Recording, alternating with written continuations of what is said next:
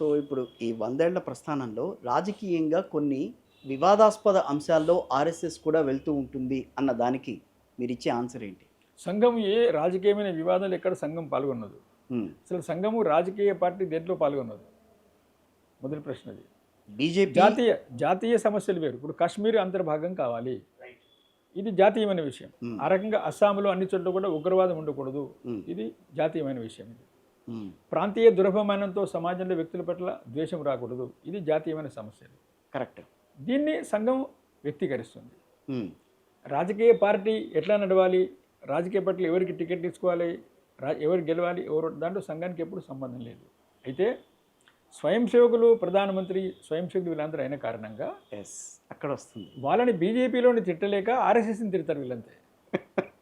అది సంకుచితమైందండి, సంఘానికి ఏం సంబంధం లేదు.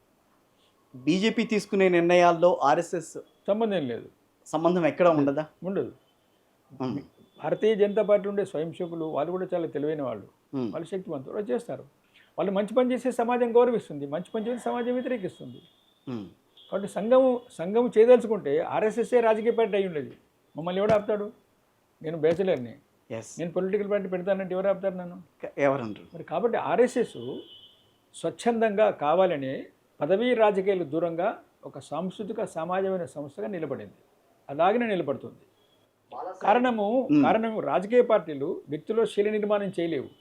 రైట్, కరెక్టే. అవును, రాజకీయ పార్టీ దేశాన్ని రక్షిస్తాయి. అవును, దేశాన్ని కాపాడడం కోసం దేశాన్ని పరిపాలన చేస్తాయి.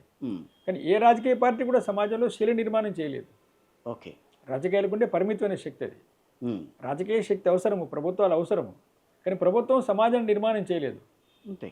ప్రభుత్వం సమాజానికి మంచి రోడ్లు వేయించగలుగుతుంది, మంచి భవనాలు కట్టించగలుగుతుంది, మంచి ఎయిర్పోర్ట్ కట్టించగలుగుతుంది. ఇది ప్రభుత్వం చేయాలి. సమాజ నిర్మాణం అనేది సమాజం చేస్తుంది.